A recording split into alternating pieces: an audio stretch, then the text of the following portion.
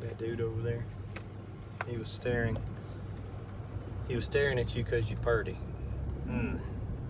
He said you purty. Softwashing dudes on Facebook and YouTube. Gonna do a drive time video because we're headed to go eat. It is Saturday afternoon, Saturday evening, 6:22, and meant to do this video the other day, but I forgot. I'm bad about that. So, been putting together these ideas for this one for a while, just making sure I had the correct ones I wanted to add. You saw the title, 5 tips, 5 topics for new guys to make sure that you're squared away on. So this is just stuff that you need to work on and make sure that you've got these areas covered when you start a business, or really you can't ever stop any of them. So what is the first one? Homework. Do your homework. That can come in the form of a lot of things. You can take paid training. You can learn a lot on YouTube if you follow the right channels, but that's going to take a lot of hours just sitting there and watching the screen. So homework is never ending. There's always stuff to learn. New chemicals come out for treating certain stains, you know, whatever you're fooling with. And it's just good to always stay in the know. Now, I don't go to any of the conventions, but that's also homework. It can be kind of put under that heading. But networking with other guys in your area, that way you can learn from each other. That is homework. So when you're first starting out in any business, but especially something like this that's kind of got some chemicals involved and do's and don'ts, just do your homework. Make sure that you're as knowledgeable as you possibly can be. Guys got my number's out there, and people call me, and I don't mind it. Even if you're not buying any equipment from me, you got a question, just something you can't figure out, I don't mind it. But a lot of times I get questions that are just absolutely stupid. It's stuff that you should know, even with a rudimentary understanding of what we're doing here.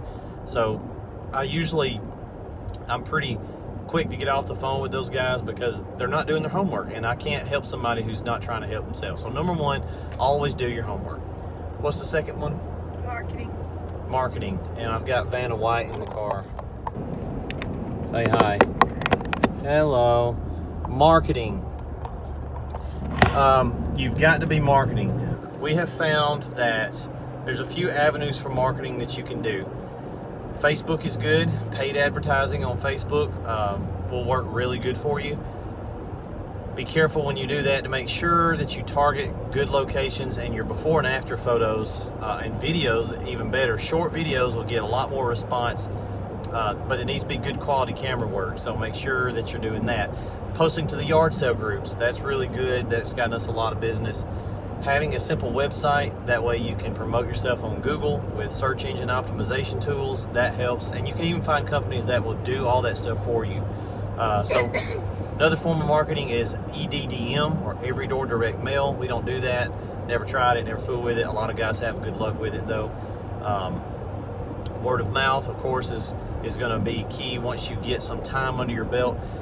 Reviews, that's marketing. So the thing is you can't ever really stop marketing. It fluctuates, and I'll market when I need to, and I won't when I don't need to. But you can't, if you ever stop marketing, unless you're a very established business, especially in your first few years, if you stop marketing, say you dump $400 or $500 into marketing and you get some jobs, right? Okay, you're super excited. You got 2 or 3 weeks of jobs booked, and you stop marketing. Well, what happens when you get done with those 2 or 3 weeks of jobs is you don't have any work to do. So it's something that it's better to throw $100 at alone constantly than to do, $500, $600, $700 and do it sporadically. Find out what works best for you. Door hangers are also good, but it takes time. It's not a very effective way, but it is a targeted way. So I like door hangers for that reason. So marketing, homework, marketing. What's number 3? Maintenance. Okay, guys, we're dealing with bleach. It is a corrosive substance. No matter what you use, there are some things that are bleach proof, but not very many things in the great wide universe that are bleach proof. Most things are bleach resistant. A lot of people ask me, how long are these pumps going to last? Well, I can't tell you, because I don't know if you're not rinsing your pump out like you should. If you take care of your equipment, it's going to last a lot longer. I highly recommend. I'm a maintenance guy at heart. I'm a mechanic. I'm very tinkery. I know all this stuff like the back of my hand. If you're not that guy, you probably need a checklist. You can do it on Excel, or there's probably an app somewhere. You can do it on a tablet or a phone that just keeps you, on your weekly. My son's watch goes off on the hour, and then every 30 minutes after that, and it just does it until Jesus comes back. His watch is going to beep. So, thank you, Preston. But your weekly maintenance and your monthly maintenance, your semi-annual and your annual stuff that you want to do. And that goes for the truck as well as everything on board. The 12-volt electric pumps, they don't really give you a lot of trouble. They just kind of run until they stop. But your pressure washer, your oil and your motor and your pump and that kind of stuff, your fittings, making sure that they're not getting any air leaks, just basic maintenance. Fortunately, there's not a lot of maintenance, but you do want to stay on top of it because having downtime in the field really sucks. So Saturdays are good. Go out there for 30 minutes, do a walk around, look at your stuff, make sure everything's good to go. Your switches, just a lot of little things that get corrosion and rust, and you just have to take care of it. If you stay on it, it's better than neglecting it for 6 months and then having a catastrophic failure. So maintenance is key. Number 4. Pricing. Okay. Lots of questions around pricing. Guys that we sell skids to, or wands, or manifolds, they want to ask me, what should they be charging? Unfortunately, I can't tell you what you should be charging because unless you happen to live in this area, I can't tell you what your market is. You're going to have to go out and do some digging and find out what your average pricing is for, say, house wash or roof cleaning. Some people go by square foot. We don't. We do, every job is catered a price for that job because all houses are different. You can do 2 houses, same square footage. One of them will take you an hour longer than the other just because the way the house is laid out, the design. So figure out how you want to do pricing, how you want to do quotes.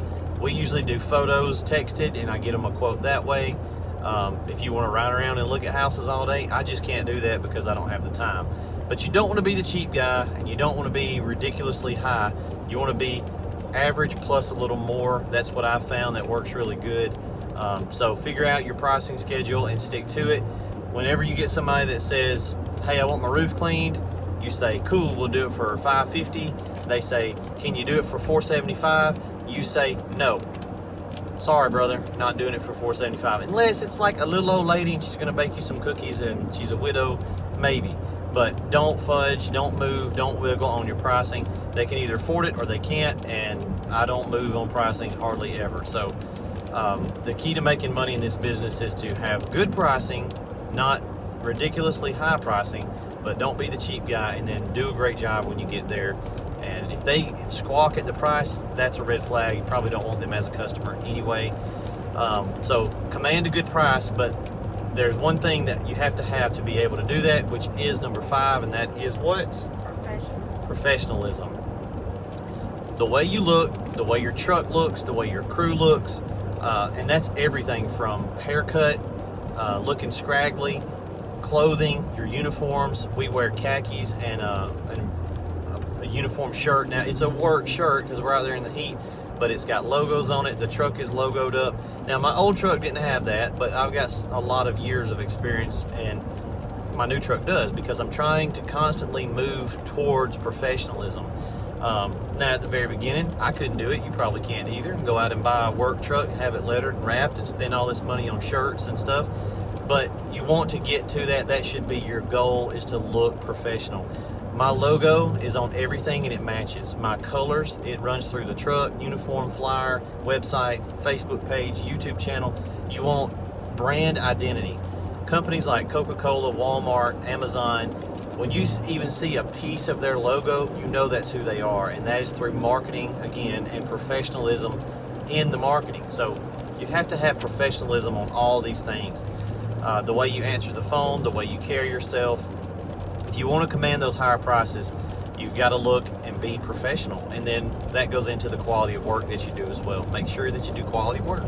We've got all 5-star reviews except one, and they were retarded. So you're not going to get that unless you're professional. If we have somebody, case in point, a homeowner, about 3 weeks ago, called us, we did a little job, and she's done this twice. It's the second time we worked for her. She'll list out detailed things that we want to do. We do them, and then at the end of the job, she tries to tack on something else that we forgot, and I know good and well we didn't forget it, because that's twice now, so I was really paying attention. The second time she did it again, and I just blocked her number. I'm not going back over there because she's a well-off, there's the watch. She's a well-off customer, nice lady, but she's trying to get something free out of us, and homie, don't play like that. So I blocked her number, and I could care less if she gives me a bad review, because I'm going to blast her on Facebook, and I can do that because I've got 100 5-star reviews, and I'm going to say, look, all these people never had a problem with us, and I'm going to give everybody the backstory.